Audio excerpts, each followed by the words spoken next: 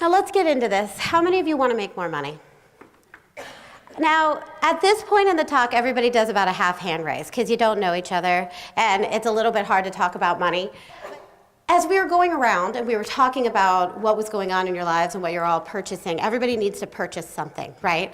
I heard new car, I heard appliances breaking down, I heard videos, I heard a wedding. It's exciting for her daughter. And, and it seems like money isn't everything, right? It's not like the most important thing, but it impacts everything that matters. Is that not true? It impacts everything that matters. And yet, the statistics are not great. 44% of business owners are more than $50,000 in debt. 70% of those business owners who are more than $50,000 in debt are using family money to fund their business. So you're taking money from the pot, from mom, from dad, from your own 401ks. 1 out of 5 business owners makes it to year 2. Then once you get to year 2, the statistics get even worse. Only 1 out of 3 make it to year 5. If you are in a service field or if you're a coach in here, only 10% of coaches and consultants make over $10,000 a year. When you look at it, some of us will say we've got an environmental crisis. Some of us will say that we've got an energy crisis, and we might have that. But I'm also here to say that as entrepreneurs, we also have a money crisis. And it's something that we don't talk about. It's something that wakes us up in the middle of the night. It's something that's a low-grade chronic worry that pulls at your heartstrings, that pulls at your soul when you least want it to. It's something that bothers you when you're in the middle of your workout or your walk and you think to yourself, shoot, I gotta check the bank account. It's those embarrassing moments when you really wanna buy something and you know you should be saying yes, but you can't. In fact, as a trade of business owners and entrepreneurs, we have actually trained ourselves in one thing. And that one thing is saying no to ourselves. Saying no to perhaps that next outfit that you want to buy. Or to the shoes that you really want. Maybe you even need them because you haven't gotten a new pair of running shoes in a while and you're kind of running on the old ones.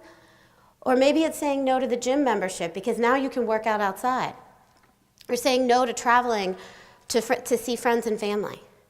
Or maybe it's the vacation syndrome. This is what I call entrepreneur vacation syndrome. Business owner vacation syndrome. Let me tell you about that syndrome. That's when I go on vacation, I go stay with a friend and I sleep on her couch or uncomfortable bed because I really can't afford to take a real vacation. Now some of you are nodding, some of you are silently nodding. I understand that.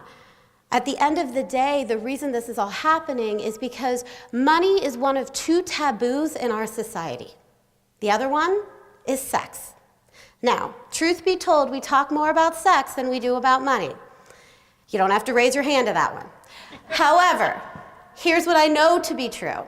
If we actually talked more about money, we'd all be having better sex. Yes, you can laugh at that one. Is that not true, right? Ultimately, how many times have you just been chronically worried about not being able to afford stuff or not getting stuff, and it affects every aspect of your life? In fact, we are so tolerating this low-grade chronic worry that most of us don't even notice it anymore. We just don't. We automatically go to the sales section in every store we go into. We automatically say no to most opportunities that come into our world first. And for those of you that study energetics and vibration and are into some of the spirituality stuff, you know that this consistent saying no isn't helping you or anyone. It's putting the kibosh on opportunity and invitation in your world. So how do we deal with this? Well, I'll tell you what. I was in a pretty shitty, excuse my French, space around this money piece when I started my own business. I started my first business back in 2005. I had graduated from the Kellogg School of Management with my MBA. I then went to work for L'Oreal Paris in New York City as a brand manager. I was the most popular gal in my group of friends because of the amount of free makeup and product that I gave away. I mean, I was friends with people I didn't even know who they were. And suddenly, they were my friends. However, I left L'Oreal, and I got some great stories that sort of relate in the devil wears Prada kind of stories. about L'Oreal that I can share with you later. And I thought I was just the best thing ever. How many of you thought that? Like you work for someone else and you just nailed it? Oh, come on. Yeah, I know. Come on, own it, right? You nailed it when you work for someone else. And then you go to sell yourself and you're like, who the heck am I to ask for money? Who am I to get up on stage and brag? Who am I to share on NBC News social media channel, right? Or to put my video out to the world? It's that little voice that's like, who the heck do you think you are? Yeah, seeing some nods in here on that one, right? I had that too. Within a year of being in business, I was $25,000 in debt. And I'd love to tell you it was on great shoes, but I still don't have enough of those. It was because I was investing in my business and thinking I was doing all of the right things. And debt is required when you're starting a business. You need to leverage yourself somewhere. The money has to come from somewhere. So it's okay to have it, but the problem is that I didn't know how to pay it off. I wasn't making dents in my debt. Can anyone here, you don't have to raise your hands, just nod if you relate to that, right? Debt is a problem. And especially at the beginning of your business. So there came a time when I did what most New York girls, I'm from Brooklyn, I grew up in Cincinnati, do, and that's that you go to Time Out in New York and you read articles. And I read an article about 12 ways to make money. None of them had to do with building my business, but I was a desperate girl at that point. So I did everything. I walked dogs, I cat sat. If any of you ever need to get hit on, walk a husky in Central Park. Fantastic option to have men notice you, or women, whatever you're looking for.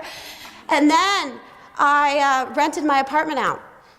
And Airbnb. Anyone familiar with Airbnb? Yeah, no. See, when I first started it was like the beginning. In fact, the guy, Brian Chesky, who's the CEO or founder of Airbnb, came to my apartment to take pictures of my apartment when we first got started. And I think it was 2 years ago that he was on the cover of Fortune as like one of the top billionaires in the world. You know, I probably just should have spent a little longer with him. So anyway, there's a particular week where I rented my apartment out for about 8 days. 6 days on one person's couch, and I was in another friend's couch for 2 days. It had gotten to the point where my friends, when they introduced me, they'd be like, this is Monica. She's going to ask you if you have an extra bedroom or a couch. Please know she's not hitting on you. We don't know what she does, but she's a business owner, and somehow this comes with the package. So I had been there for a bit. I got all my stuff, got on the subway to go back home, got off on the BDFQ at 34th Street, which I had calculated had both an escalator and an elevator. Get out, got off the subway. I've got a bag on this arm, a bag across my chest, because you know I have to be schlepping my stuff all over with my special peanut butter, and you know how that goes. So then I have my roller bag here that I'm carrying, that I'm rolling, and I start walking up the New York subway stairs. Now, as you all well know, everyone is really lovely and sweet in New York City all the time. People are rushing by me, knocking the bags off me, knocking the roller bag off of me, giving me that look like, why are you even here? What are you doing? I'll never forget when I first moved to New York City, my partner and I were looking at a map, and we had it open, and he had one side and I had the other. It was a long, long time ago. And literally, New Yorkers walked through the map. They broke the map in half. That's the level of patience we deal with there in that city. We have good hearts, not necessarily a lot of patience that go with those hearts. So get to the top of this staircase, and I look to the left, the escalator's broken. Look to the right, the elevator's broken. And there's 3 more flights of stairs to get to street level. And at that moment, I got really tired. And I realized that I had been schlepping all over the city, carrying bags, just so that I could say that I was an entrepreneur, just so that I could work 80 plus hours for myself instead of working 40 hours for somebody else. Just so I could have the pride to know that somehow I was doing my mission, even though it was getting scarier and scarier with every single day. And at that moment, I sat down on the New York subway floor. Yeah, Your faces are very correct. You know you have hit rock bottom when you sit down on a New York subway floor. It's a wonder that I'm still around today. So I sat on that floor and I felt the tears come down. And I was like, I got to figure this out, or I got to go get a job. I gave myself 12 months to figure it out. And I went back. My dad runs a very successful business. I talked to him. I talked to my friends from business school. I talked to my colleagues. I hired business coaches and mentors. And what I got clear on is that doing your business and generating money in your business, they're two separate things. Have you noticed that? You could work all day long, put in 12 hours a day, and you could still look in your bank account and have not enough there. I bet your friends and family are kind of noticing those things, right? They're like, have a business. Where's the money? Right? I often get with my clients, their partners, who say to me, what is she doing all day? Because she's not adding to our family income. And that's the worst feeling, is it not? Right? To just be knowing that you're trying to make it work and it's not actually working. And after some time, it's not even the money that matters anymore. It's the fact that you crush your self-confidence in the process. You become a shell of the person you used to be when you were able to kill it for somebody else. Or that last time you were really successful in school, or what you did, or something that you did in your personal life, suddenly this business isn't working. And what I got clear on is that unless you figure out and focus on the things that generate money in your business, it's very easy to give all your time and energy to something that is a little bit more like a hobby or a nonprofit than an actual business. And unless you actually look at what's actually going on underneath the surface when it comes to running your business, it becomes very difficult to do the activities that generate money. Now, raise your hand in here if you found that it can be difficult to ask for money. Let's be honest, hands up high on this one, you don't have to hide, right? Get it, right? About 90% of you in here. How many honestly wish that it could just be telepathic? Like literally, you could just be like, I want you to pay me, and you could say it in your head, and then they would pull out their credit card. Or that you could be so good at what you do that they would see it, and they'd be like, oh my gosh, just let me pay you for that. Right? I mean, we wish it because nobody taught us how to do this stuff. You grew up in households, so did I, where it wasn't allowed to talk about money. In fact, if I took a poll based on my past audiences, about 50% of you got in trouble at some point because you asked, how much does mommy make? How much does daddy make? How come we can't afford this? And you were told, no, we don't talk about that. Well, now guess what? It's a huge bait and switch. You got to talk about it every day. You got to look at your numbers every day. You got to ask for money all the time. Now we're about to go into tax season in April. Now you got to collect all your numbers, got to analyze them, give them to the accountant and bookkeeper, and we have no skills to be able to handle this. As somebody who went to high school, college, business school, I can tell you no one taught me there either. So you're not missing anything. It's just still a taboo. And I'm here to say that we've got to end the taboo. So I learned that there are about 5 steps that we need to focus on to generate money. And I want to just check time to see where I am. First step, number 1, is that you have to understand that you have to improve your relationship with money. If every time you ask for money you can feel it in your gut, if you're late on your bills, if you're late in sending invoices to clients, if you don't open your mail with bills in it, if it scares you to raise your prices, if you don't like talking about money, if you over-deliver consistently but undercharge, which I'm sure at this point I've covered almost everyone in this room, or if you've been hitting a money ceiling for a while, chances are that you have what I call a money voice, that you're carrying beliefs around money that aren't allowing you to move forward. So you've got to change the money voice in order to move forward. Step number 2 is that you've got to focus on revenue-generating activities. Someone tell me, what's the number 1 revenue-generating activity? If you've been on my list for a while or you know me, you know what this is, so you're allowed to cheat. Anyone? Number 1 revenue-generating activity. Ask for the sale. What do you do? I'm a coach. Coach. Good. Yeah. Is ask for the sale. Now, I really want you to get clear here. Asking for the sale literally means the words that come out of your mouth are, would you like to purchase this? Can we get you enrolled? Should we get you registered? Can we do an order? If you get to a Friday in your business and you have not asked for money all week, for all intents and purposes, your business was closed that week. And what I find over and over again is that we're very organized by Friday. Our business cards are in, we have an email inbox 0, our dishes are washed, our laundry is done, the kids are fed, the husband or wife is happy, but we haven't asked for money all week. So ultimately, we're feeding everything else except our business. Now, how do you ask for money more? What are the sales conversations that you do? Those are called revenue-generating activities. Now, I could have given Amy a hug up here when she said, go speak, go speak, go speak, because it's the #1 revenue-generating activity there is.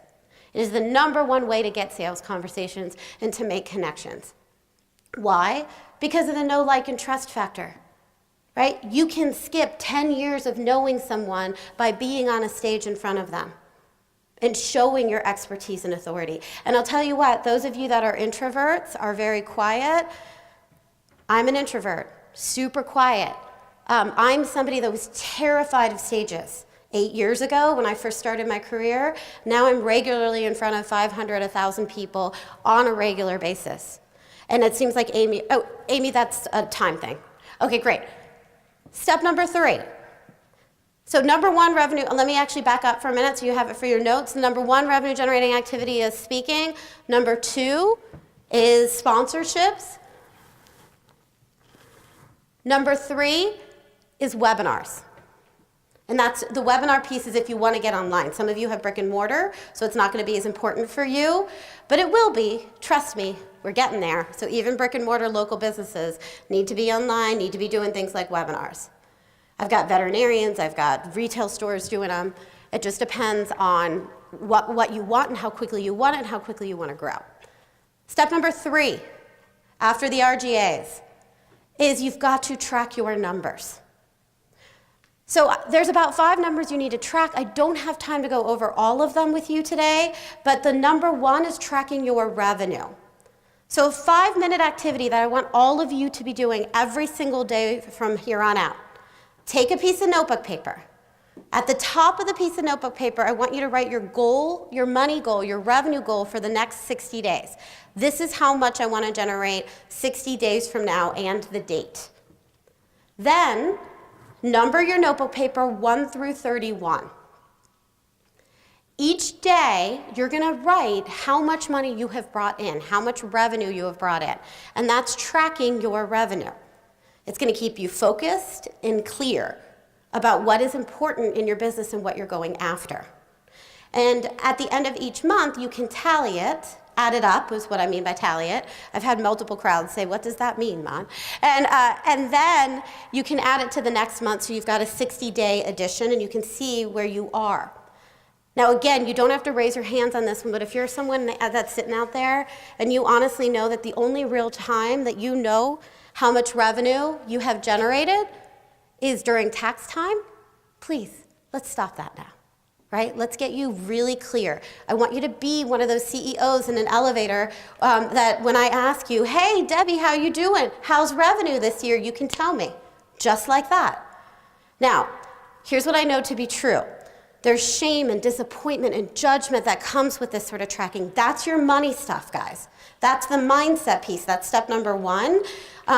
It's something I work on very deeply. There's flyers, and we're going to talk a little bit more later about an event that you can come to work on that with me. Step #4 is planning. So the #1 thing people say to me is, Monica, you're a 7-figure business now, which, by the way, once I figured out these 5 steps, paid off the $25,000 in debt, put $12,000 in the bank that year, and we have doubled our income ever since. We crossed 7 figures in 2013, and we've been a 7-figure plus coaching company ever since. I've now taken over 1,000 women to 6 figures, over 500 to multiple 6 figures, and a good number of them to 7 figures at this point. I am excited to say that my mission of changing the money conversation on the planet is become real, and it becomes more and more real with every day. Because ultimately, the fastest path for us to make change is through financial, right? If you look at legislation across the world, especially concerning women, it is not moving fast enough. If you look at all that has happened with the Me Too and everything else that's going on, we just need some money to make some real changes and some impact in this world, and that's what these 5 steps are about. So number 4, circling back, is people ask me all the time, Monica, how do you stay at 7 figures and have a life? I just got married last year. We have an office in Brooklyn, and we have a home on the 8th floor. My office is on the 6th floor. It's my dream come true. We've had that for 3 years. I have full-time staff, and it is busy. But it's always about planning. Do you know what you're doing over the next 12 months? Again, when Amy mentioned, do you know your 8 PR topics? Do you have an editorial calendar? That's just one slice of your plan. But the real reason to do it, guys, the real reason planning is sexy is not because you know what you're doing 6 months from now. It's because you can delegate. It's because when you have a plan, someone else can help you do it. When you don't have a plan, you're up till 2 a.m. the night before trying to figure it out. Pack your own stuff for your booth, right? Do your own PowerPoint. Get your pictures resized. Try to fix the picture on the flyer because you're doing it last minute. But when you have a plan, that is how you start to get your time back. And then step number 5 is rinse and repeat. Become masterful at what you do. Now, we are out of time today, and as you can see, I could go on so much longer, and it has been such a joy. I love watching you take notes and be a part of this. If you would like to ask me more questions or connect with me, you've got a flyer on your desk, on your sheets about me and about my upcoming events. My website is revenuebreakthrough.com.